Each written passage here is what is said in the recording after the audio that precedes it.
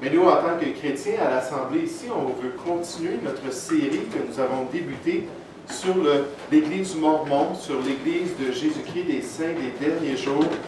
Et on veut se rendre, à un moment donné, alors que le fondement va être établi pour nos croyances, on veut se rendre à 10 choses pertinentes qu'on doit retenir concernant les croyances et les pratiques de l'Église mormone. Et là, on est rendu à étudier un petit peu la vie du fondateur du mouvement.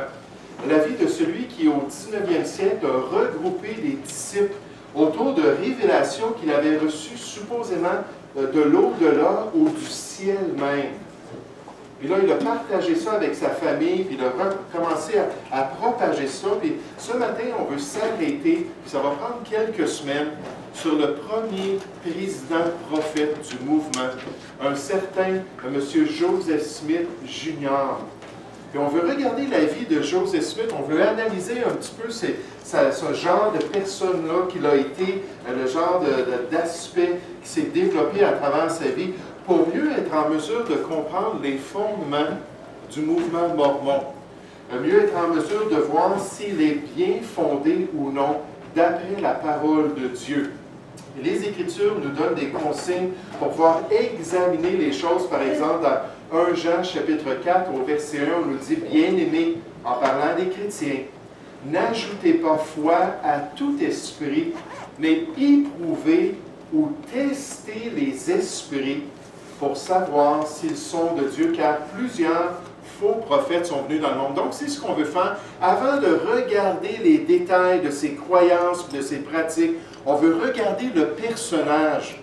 On veut regarder, si on voudrait dire, la pierre angulaire de tout le mouvement de l'Église mormon.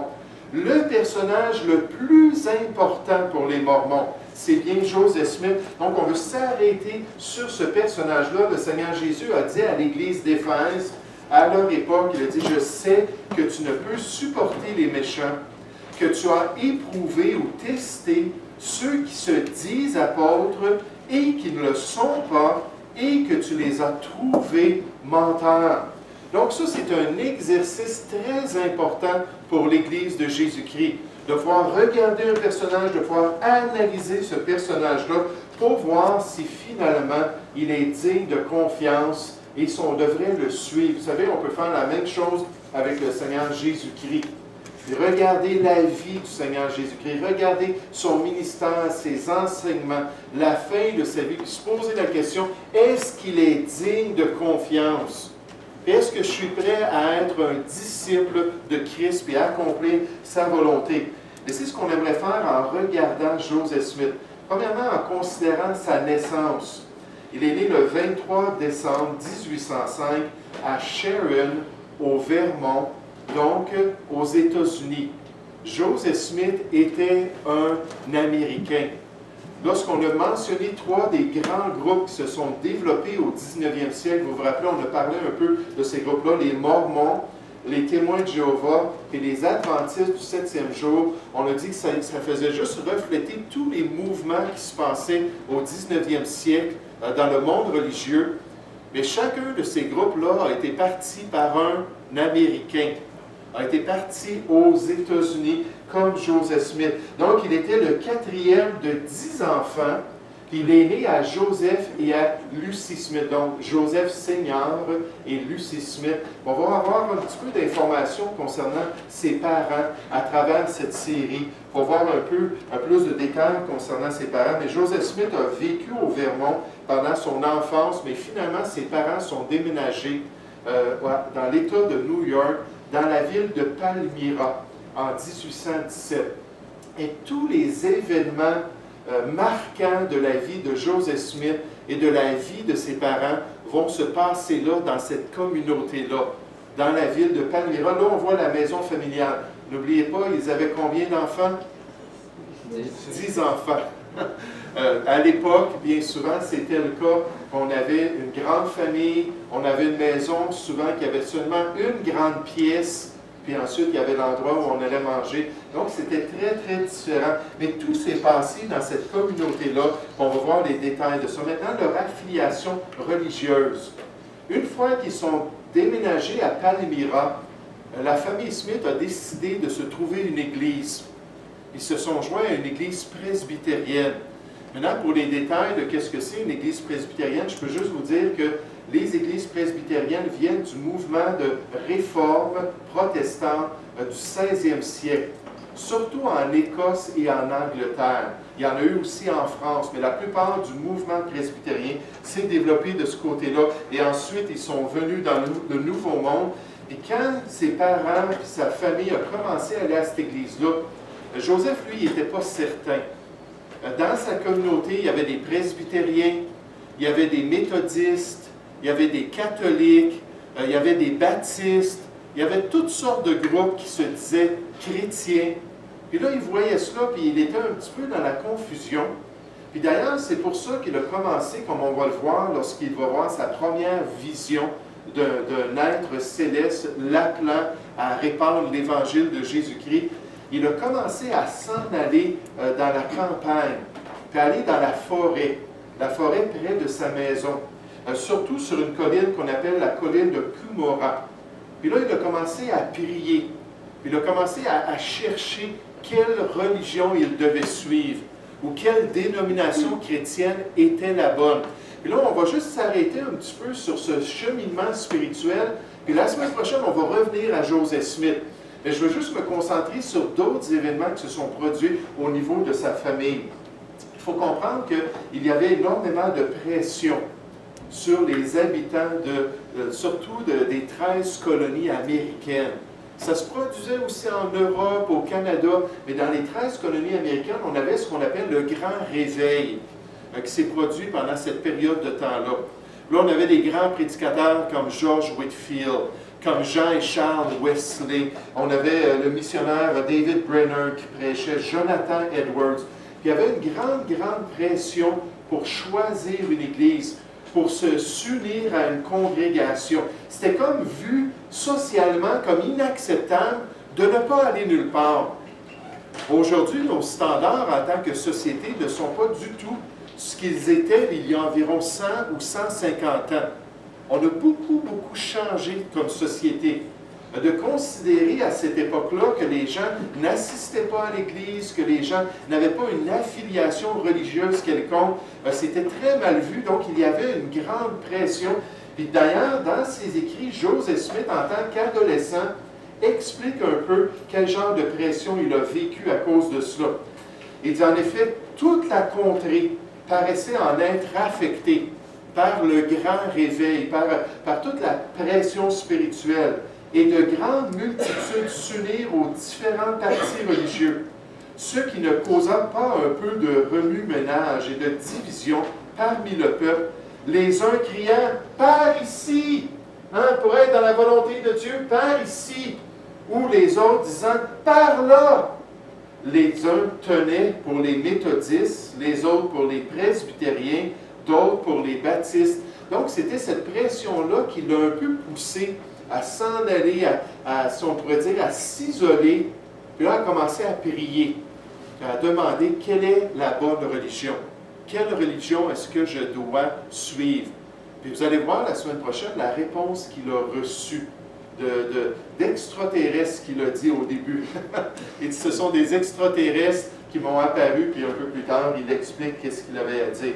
Et donc, on va revenir à ce cheminement-là la semaine prochaine, mais j'aimerais qu'on puisse se concentrer un peu plus sur la famille, et en particulier sur le père de Joseph Smith, c'est-à-dire Joseph Smith Senior. Vous savez, les parents ont un impact sur les croyances des enfants. Ça, c'est indéniable. Le père, par son modèle, le père, par ses pratiques, son zèle ou son manque de zèle, va influencer la famille. Et quand on pense à la famille Smith, le père a eu un rôle important parce qu'il était très particulier. Il était considéré un mystique. Un mystique, c'est-à-dire c'est quelqu'un qui n'est pas trop terre à terre. C'est quelqu'un qui aime ça des expériences. C'est quelqu'un qui aime ça lire entre les lignes. C'est quelqu'un qui aime ça voir les choses autrement. Bien souvent, c'est un non-conformiste. Et lui, il avait vraiment ses pensées très particulières.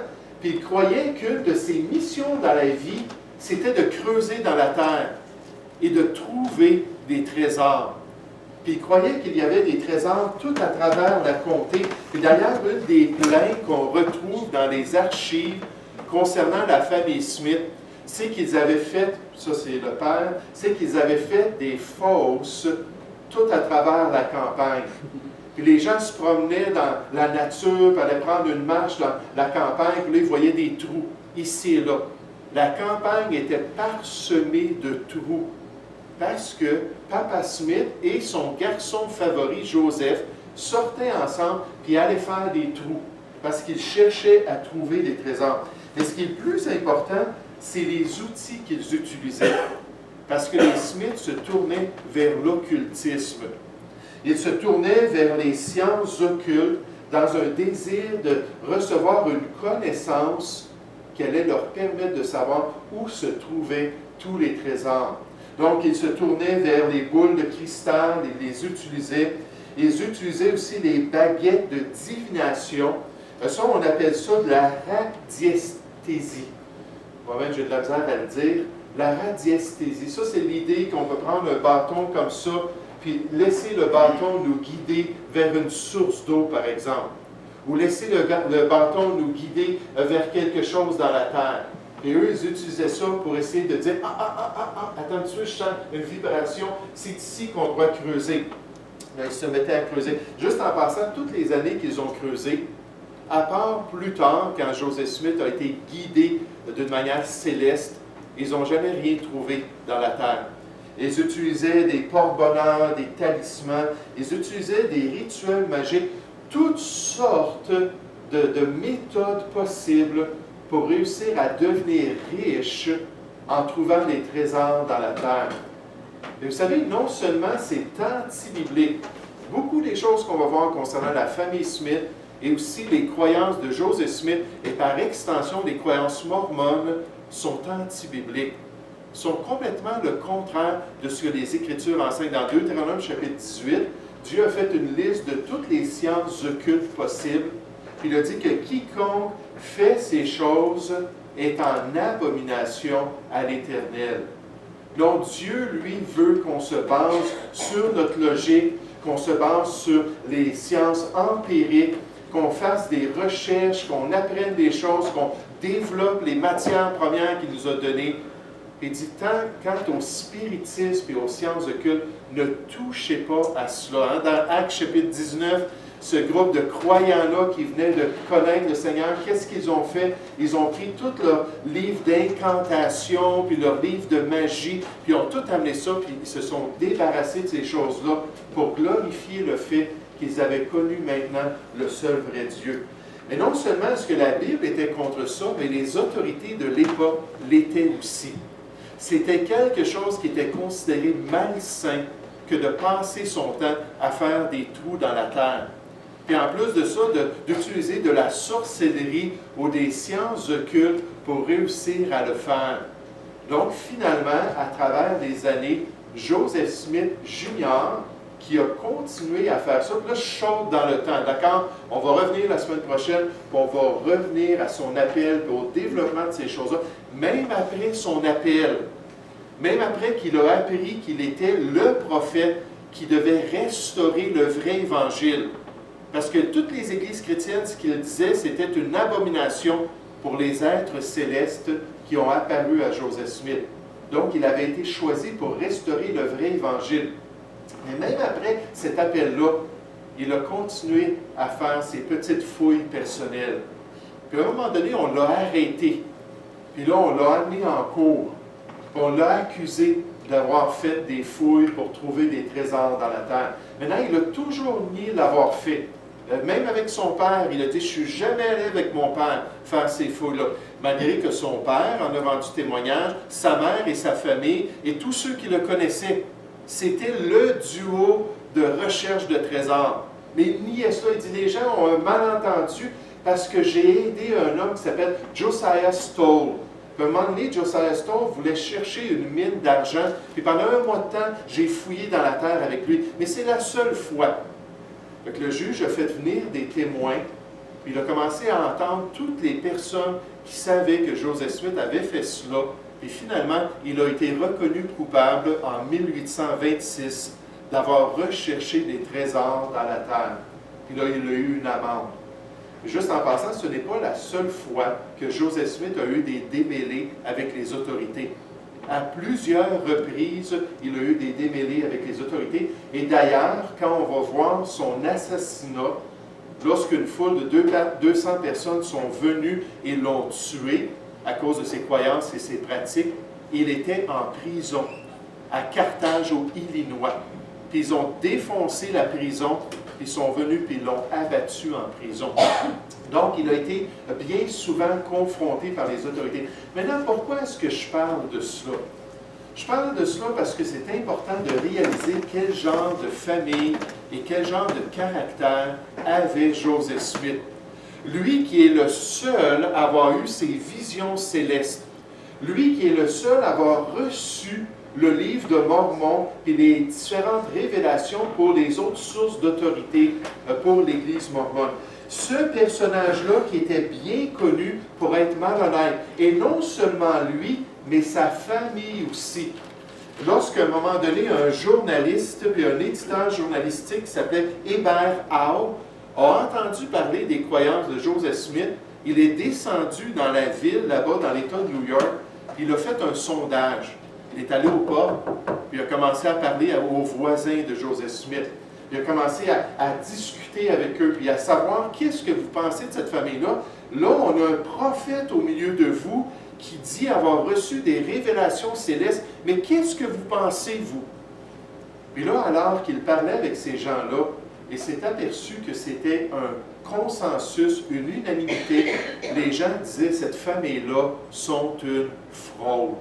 Cette famille-là, ce sont des charlatans, ce sont des gens trompeurs, ce sont des gens profiteurs. Puis en fait, il y a eu ce qu'on appelle la déclaration des 62, qui est devenue, qui a été mis par écrit, puis qui a été connue de toute la région.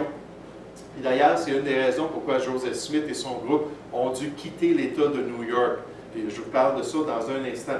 Et dans cette déclaration-là, si on résume un peu la déclaration, ils disent concernant la famille Smith que ce sont des gens sans morale, des gens avec des habitudes vicieuses, puis nécessairement faire des trous dans le terrain du voisin parce que ton petit appareil te guidé vers le terrain de ton voisin pour aller faire un gros trou. Je peux comprendre que ça pourrait être vu comme étant vicieux. Mais des habitudes vicieuses, puis surtout, ce sont des gens qui sont indignes de confiance. Indignes de confiance. Là, M. Howe, il a dit, OK, ça c'est une version. Il y a 62 habitants de la ville de Palmyra qui sont venus me voir et ont dit, ces gens-là, c'est terrible leur réputation. C'est terrible le genre d'arnaque dans lequel ils sont impliqués. Puis il n'y a personne qui leur fait confiance. Il n'y a personne qui veut s'unir à eux. Vous savez, des fois, lorsque je suis dans des tournées aux États-Unis, les gens vont venir me parler de certains pasteurs ici au Québec. Des pasteurs qui sont allés aux États-Unis dans leur assemblée, puis qui ont prêché, puis qui étaient vraiment doués, puis zélés. Puis là, ils nous parlent de ces gens-là, mais nous, on les connaît, ces pasteurs-là. Puis on sait que dans nos milieux, ce sont des pasteurs qui sont très mal vus.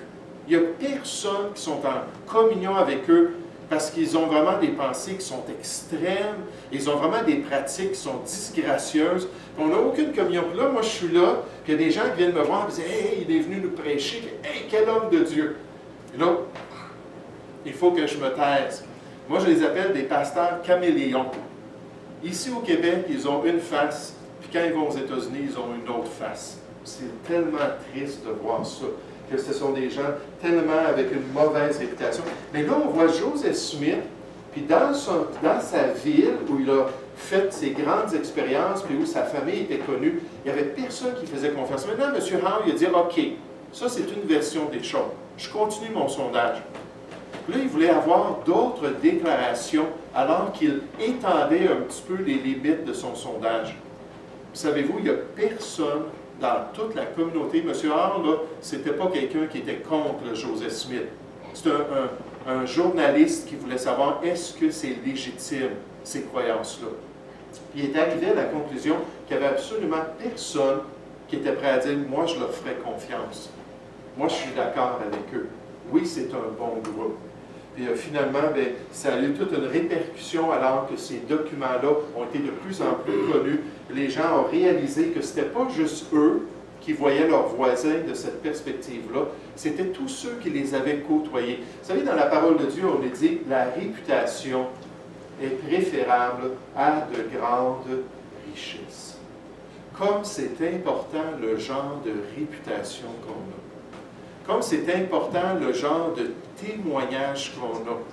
C'est important de vivre une certaine vie et d'une certaine manière. Il y a toujours du monde qui ne seront pas d'accord avec nous. Il y a toujours du monde qui peut-être vont mettre en doute notre sincérité. Ça, on ne peut rien faire contre ça. Mais en général, quel genre de réputation est-ce qu'on a en tant que chrétien? La parole de Dieu nous dit concernant Joseph Smith, alors qu'il a parti ce mouvement-là, pas la parole de Dieu, mais l'histoire plutôt, on va voir d'autres passages qui nous parlent de la réputation, nous dit que finalement le groupe, les Mormons, les disciples, ont dû s'en aller jusque dans quel État de l'Ouest américain? Le Utah, dans la ville de Salt Lake City. C'est eux qui ont développé, ce sont les colons qui sont arrivés là-bas et qui ont développé cet État-là. Et c'est pour cela que ça ne s'est pas développé dans l'État de New York. Lorsqu'on pense à l'Église de Jésus-Christ des Saints des derniers jours, leur quartier général n'est pas dans la ville de Palmyra à New York. Parce que les gens se sont tannés d'eux et les ont chassés. Ils leur ont demandé de s'en aller. Oh, ils sont allés au Ohio. Les gens du Ohio, ils ont dit, ça n'a pas d'allure des gens comme ça. Après ça, ils sont allés au Illinois. Puis là, bien, Joseph Smith s'est fait arrêter et exécuter. Puis là, ils sont allés plus loin. Puis finalement, ils sont allés dans l'Ouest américain où il n'y avait à peu près personne pour s'opposer à eux. Puis ont pu développer le mouvement comme on va voir avant de regarder nos 10 faits pertinents qu'on veut retenir. Dans Ecclésiaste 7 au verset 1, on nous dit « Une bonne réputation vaut mieux que le bon parfum ». Et l'importance d'avoir une bonne réputation, je pensais avoir totalement éteint mon cellulaire, je suis désolé. Il me restait juste une petite coche, et c'est ça qu'on entend en ce moment. Mais donc, une bonne réputation. Vous savez, pour les ouvriers dans l'Église de Jésus-Christ, il y a des standards établis qui sont très exigeants. Il y a des qualifications. 1 Timothée, chapitre 3, et Tite, chapitre 1. Puis dans ces deux passages-là, on a une liste de tout ce qui est nécessaire. Puis on dit « il faut que »,« il faut que »,« il faut que ». Puis on n'arrête pas d'ajouter des choses qui sont nécessaires pour pouvoir être un ouvrier dans l'œuvre de Dieu. Puis on nous dit une des choses concernant la communauté.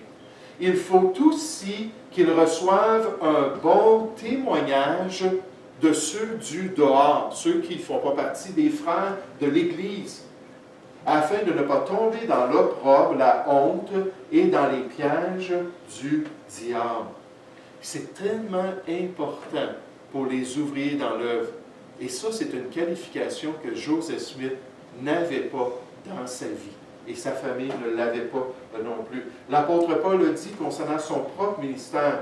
Il a dit « Car ce qui fait notre gloire des apôtres de Christ, c'est ce témoignage de notre conscience que nous nous sommes conduits dans le monde et surtout à votre égard avec sainteté et pureté devant Dieu. » Et l'apôtre Paul, d'après Actes 26 au verset 14, faisait des efforts pour toujours avoir une bonne conscience, non seulement devant Dieu, mais aussi devant autrui, devant son prochain. Et on ne parle pas de perfection, parce qu'il n'y a personne qui pourrait être dans le service chrétien. La Bible nous parle du fait qu'il faut qu'il soit irréprochable. Puis le terme de 1 Timothée, chapitre 3, verset 2, irréprochable, ça veut dire sans crime reconnu. Sans jamais avoir été en cour et que le juge ait dit coupable. Puis un pasteur, un ouvrier, quelqu'un qui sert dans l'Église, doit avoir une telle réputation. Ça ne doit pas être un criminel, ça ne doit pas être quelqu'un qui est reconnu pour faire ce qui est mal.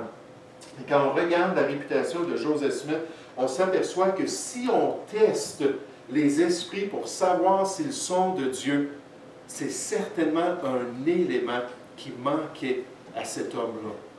Lui, sa famille, Ensuite, les familles qui allaient venir avec lui et tout le mouvement au complet qui allait se développer allait recevoir une très, très mauvaise réputation. Puis tout à travers l'histoire, ils n'ont pas eu le choix de changer leurs croyances, de s'adapter à la culture.